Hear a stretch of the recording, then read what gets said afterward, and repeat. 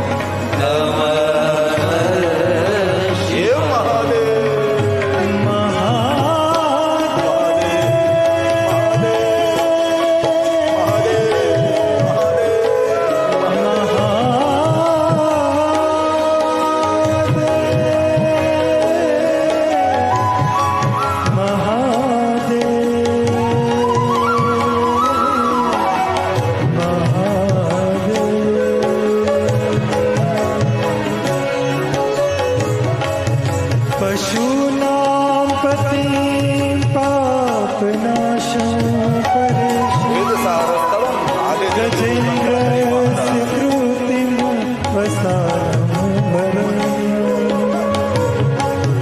जटाजूट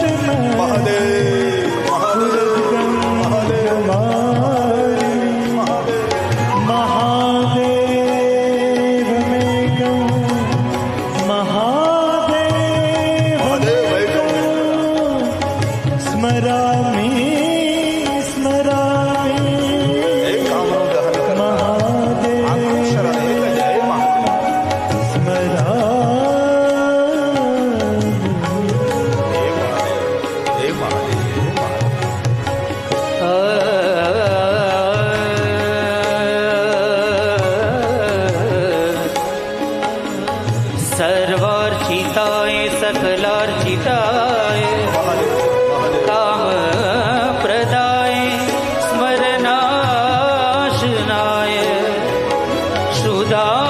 शुभाय च शुभाय नमः शिवाय च नमः शिवाय नमः शिवाय च नमः शिवाय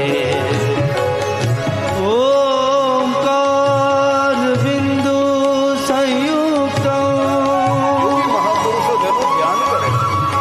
ओंकार बिंदु संयुक्त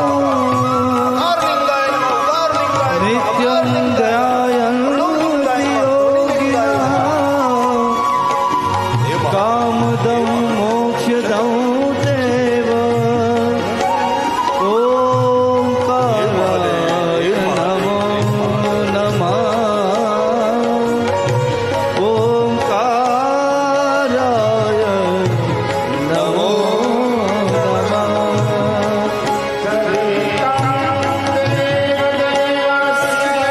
હરિતમ દેવ દેવસ્ય મહાદેવસ્ય અપારમ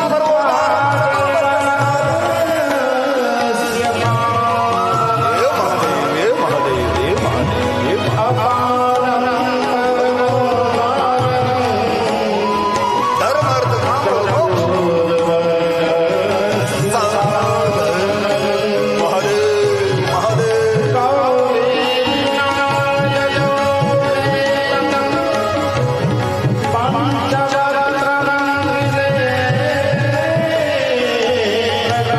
દેવ મહાદેવ મારી રક્ષા કર.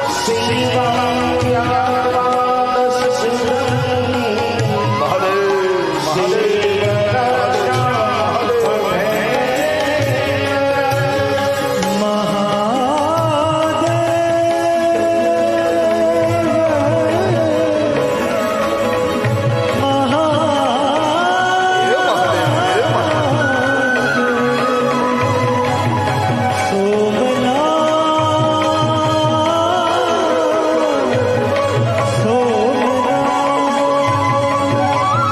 अंधकार को दूर भगाकर जीवन ज्योति जगाए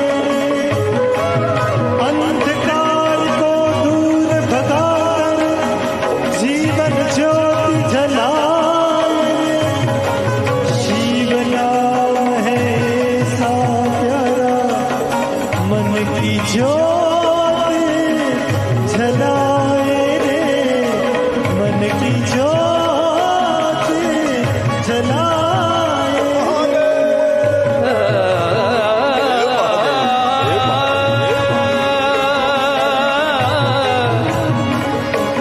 देवादिदेव देवेश सर्वप्राणभृतावर प्राणिनामासि नाथस्त्वं मृत्युञ्जय नमोऽस्तु ते देवानां जीवभूतोऽसि जीवो जीवस्य कारणं जगतां रक्षकः त्वं त्वं वे मृत्युञ्जय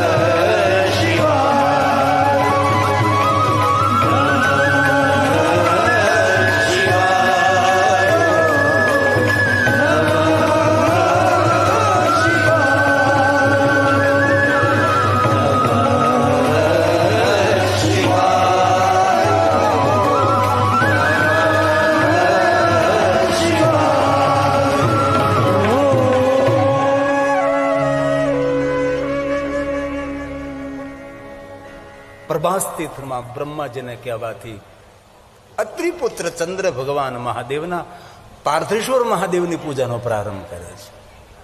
આવાયમ તીર્થવર્ણ્યાની, તીર્થોનું આહ્વાન કરે છે. આપણા આચાર્યો જયારે ભગવાનની પૂજા કરે જળના લોટામાં તીર્થોની ભાવના કરે છે. સામાન્ય જલ હોય છે પણ એ જલની અંદર તીર્થોનું આહ્વાન થાય છે. અને એક વસ્તુ ખૂબ યાદ રાખવી, કોઈ પણ જગ્યાએ ભગવાન મહાદેવનું શિવાલય હોય અને શિવાલયની આસપાસ કોઈ પણ જલાશય હોય, શિવ ગંગેતિ વિઘ્નયમ, ભગવાન મહાદેવજી આજ્ઞા આપી છે એ જલને ગંગા જલ કહેવાય. શિવ વચનમ યથા, મહાદેવજી વચન આપેલું છે શિવાલયની આસપાસ કોઈ કૂપ હોય, કોઈ વાવડી હોય, કોઈ સરોવર, કોઈ પણ જલાશય હોય તેને શિવ ગંગાજલ કહેવાય. કોઈ જગ્યાએ ગંગાજલ ન મળે તો એ ગંગાજલ તુલ્ય છે. આ ભગવાન શિવજીએ આજ્ઞા આપે છે. ચંદ્ર મહારાજ પાર્થેશ્વર મહાદેવની પૂજા માટે તીર્થોનું આહ્વાન કરે છે અને પાર્થેશ્વર મહાદેવની પૂજા કરે છે. અને પાર્થેશ્વર મહાદેવની પૂજા પૂર્ણ કર્યા બાદ મૃત્યુંજય મંત્રનો પ્રારંભ કરે છે. અને ભગવાન મહર્ષિ વેદ વ્યાસજી શિવ મહાપુરાણ અંતર્ગત કહે છે, આવાયમ તીર્થવર્યાણિ, તીર્થોનું આવરણ વર્ણન કર્યું છે. સરસ્વત્યાદિકાનિ ચ પાર્થિવેન તદા પૂજા મૃત્યુંજય વિધાનતઃ મૃત્યુંજય ભગવાન પાર્થેશ્વર મહાદેવની પૂજા પૂર્ણ કર્યા બાદ ઋષિમુનિઓની સાથે પ્રભાસ તીર્થમાં સાગરના તટ પર પાર્થેશ્વર મહાદેવના સન્મુખ બેસી મૃત્યુંજય મંત્રનો જાપ કરે છે. ક્યારેક અવસર મળે તો મૃત્યુંજય સ્તોત્રનો પાઠ કરવો. કેમનો મૃત્યુ કરીષ્યતિ, મહાદેવ જ્યાં સુધી મારું મસ્તક આપના ચરણોમાં ઝૂકતું રહે છે ત્યાં સુધી મૃત્યુ મારી નિકટ પણ ના આવી શકે. મહાદેવના ભક્તોના મૃત્યુ ન થાય, તેને શરીર શાંત થાય છે. મૃત્યુ નહીં, સુખરૂપ તેનું શરીર શાંત થાય છે. અને જેને મૃત્યુની પીડા ભોગવવી ન હોય તેને મહાદેવનું ભજન કરવું. જે મહાદેવના ભજનથી વંચિત રહેલો છે એને મૃત્યુની પીડા બહુ ભોગવવી પડે છે. તેથી ક્યારેય અવસર મળે તો આ સ્તોત્રનો પાઠ કરવાનો મહિમા છે. મહાદેવના ભક્તોને આવા સ્તોત્ર મુખપાઠ અને કંઠસ્થ હોય છે. હે રુદ્ર, હે પશુપતિ. પશુપતિ એટલે જીવાત્માનો ઈશ્વર, આત્માનો ઈશ્વર પરમાત્મા. પશુ એટલે ગાય ભેંસ બેલ નહીં, પશુનો અર્થ છે આત્મા. રુદ્રમ પશુપતિમ સ્થાણો, જે સ્થિર રહેનારો દેવતા છે, કંઠમાં કાળકુટ નામનો વિષ ધારણ કરનાર. નીલકંઠ ઉમાપતિ, ઉમાપતિ મહાદેવ તમને પ્રણામ કરું છું. નમામિ શિરસા દેવં, કેમ નવ મૃત્યુ કરીષ્યતિ, કેમ નવ મૃત્યુ કરીષ્યતિ. જ્યાં સુધી મારું મસ્તક મહાદેવજી આપના ચરણોમાં ઝૂકતું રહેશે ત્યાં સુધી મૃત્યુ મારી નિકટ પણ ના આવે. હે કાલકંઠ, હે કલામૂર્તિ, કાલાગ્નિ કાલનાશન મહાદેવ પ્રણામ કરું છું. આ શંકરજીની વંદના છે. કાલકંઠં કલામૂર્તિ કાલાગ્નિ કાલનાશનમ, હે મહાદેવ નમામિ શિરસા દેવં, કિમ નો મૃત્યુ કરીષ્યતિ, કિમ નો મૃત્યુ કરીષ્યતિ. મહાદેવના ભક્તોને આ સ્તોત્ર મુખપાઠ હોય છે. રોજ 3 સ્તોત્રનો પાઠ કરો, રોજ બદલતા રહો. એક 7 દિવસનો એક રૂટ બનાવો, 7 દિવસનું એક શેડ્યુલ બનાવો કે ભાઈ સોમવારે એટલા સ્તોત્રનો પાઠ કરો, મંગળવારે તેટલા સ્તોત્રનો પાઠ કરો. તો ઘણા સ્તોત્રો તમે આવરી શકો છો. એક સરખા સ્તોત્ર નહીં, અલગ અલગ રોજ સ્તોત્ર. સવારમાં ચાલો ભાઈ 5 સ્તોત્રનો પાઠ કરો, સાંજે બિસ્તરમાં સૂતા પહેલા આપણે 5 સ્તોત્ર બોલવા, ધીરે ધીરે કરતા ઘણા બધા સ્તોત્ર કંઠસ્થ થઈ શકે છે. આ મહાદેવના ભક્તો માટે અમૃત તુલ્ય સ્તોત્ર છે. અને આમાંથી અનેક મહાદેવના જે પરમ ભક્તો હોય તેના મુખપાઠને કંઠસ્થ હોય છે. હે નીલકંઠ, હે વિરૂપાક્ષ, વિચિત્ર નેત્ર જેના ભાલમાં છે તેને વિરૂપાક્ષ કહેવાય છે. વિશ્વનો એક મહાદેવ દેવ એવો છે કે ભગવાન શિવજીના ભાલમાં નેત્ર છે. લોકો પ્રવચન કરે ભગવાન મહાદેવ ત્રીજું નેત્ર ખોલે તો બાળીને ભસ્મ કરે છે. એવું શા માટે કહેવું જોઈએ? એવું કેમ ન કહી શકી કે ભગવાન મહાદેવજી 2 નેત્રો દ્વારા કૃપા નથી કરતા, ભગવાન શિવજી 3 નેત્રો દ્વારા આપણા પર કૃપા કરે છે, અમૃતનો વરસાદ વરસાવે છે. આવું બોલીએ તો કેટલું સારું લાગે. જગતને બાળીને ભસ્મ શા માટે કરે? ભગવાન શંકરજી 2 નેત્રો દ્વારા આપણે નથી જોતા, ભગવાન શિવજી 3 નેત્રો દ્વારા આપણા પર કૃપા કરે છે. વિરૂપાક્ષ વિચિત્ર નેત્ર જેના ભાલમાં છે એ ભગવાન મહાદેવ છે. નિર્મલ છે. મહાદેવના જીવનમાં કોઈ મલ નથી. અરે કોઈ તો મહાદેવના જીવનમાં એક દુર્ગુણ શોધે. ગુણાતીત ગુણાધાર ગુણ બીજમ એ ભગવાન શિવ છે. તો લોકો એ સાચી ખોટી વાતો કરી કરીને શંકર ભગવાનની સમાજની સામે ખોટી પ્રતિમા ઉભી કરી છે. શંકર ભગવાન માટે કેવું કેવું બોલ્યા છે. નહીં નહીં, નિર્મલ છે, કોઈ મલ નહીં. શિવજીનું પૂરું જીવન ચરિત્ર જરા જોઈએ. ભગવાન શંકરજી કોઈ જગ્યાએ કોઈ પણ પ્રકારે દુર્ગુણ નહીં. એ મહાદેવ છે. નિરુપદ્રવ છે. શંકરજીના જીવનમાં કોઈ ઉપદ્રવ નથી. વિશ્વનું સર્જન કરનારો દેવ, પાલને પોષણ કરનારો, વિશ્વનો સર્જક દેવ તથા ઉપદ્રવ નહીં, શાંત રહેનારો દેવ. શાંતિના પાઠ શીખવા હોય તો ભગવાન મહાદેવનું ચરિત્ર છે. ઉપદ્રવ કોઈ ઉપદ્રવ નહીં, ઉછળકૂદ નહીં. ના આપણે તો જીવનમાં થોડા પૈસા મળી જાય, થોડી પદ પદવી મળે, કેટલી ઉછળકૂદ આપણે, કેટલો આપણો ઉપદ્રવ હોય છે. આપણા ગામમાં સમાજમાં કેટલો ઉપદ્રવ આપણો. હમાયા નહીં આપણે. અને શિવજી પાસે એટલું સામર્થ્ય છે તો પણ શિવજી શાંત છે, કોઈ ઉપદ્રવ નથી મહાદેવ પાસે. તેથી સ્તોત્રમાં ભગવાન મહાદેવના નામો વતી ભગવાન શંકરજીના સદગુણોનું વર્ણન કર્યું છે. હે નીલકંઠ, નીલકંઠ વિરૂપાક્ષ વિચિત્ર નેત્રને ધારણ કરનાર હે મહાદેવ, નિર્મલ નિરુપદ્રવં પ્રણામ કરું છું. નમામિ શિરસા દેવં કેમ ન મૃત્યુ કરીષ્યતિ, કેમ ન મૃત્યુ કરીષ્યતિ. ભલે પૂરા સ્તોત્રનો પાઠ ન થઈ શકે તો કમસે કમ મૃત્યુંજય મંત્ર આપણને સૌને મુખપાઠ છે. હર પ્રાર્થનામાં, હર સત્સંગમાં બોલાતો હોય છે ઓમ મૃત્યુંજય મહાદેવ. ભગવાન શરણાગતિ સ્વીકારું છું. જેને જેને મુખપાઠ હોય એ બોલશે, જેને કંઠસ્થ હોય સાથે સાથે કંઠ ખોલે, સાથે ગાઈએ, સાથે બોલીએ.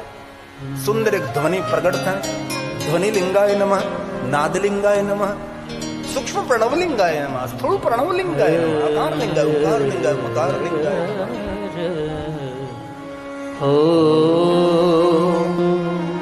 મૃત્યુંજય મહાદેવ.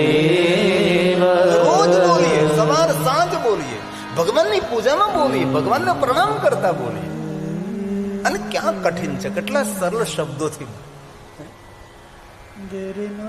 અને આ મંત્ર તો બાળકોને પણ આવડતો સ્તોત્ર. મૃત્યુંજય મહાદેવ ત્રાહિ માં શરણાગતં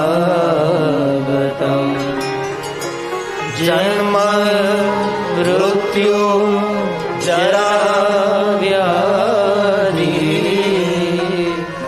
પીડિતં કર્મ બંધને, પીડિતં કર્મ બંધને.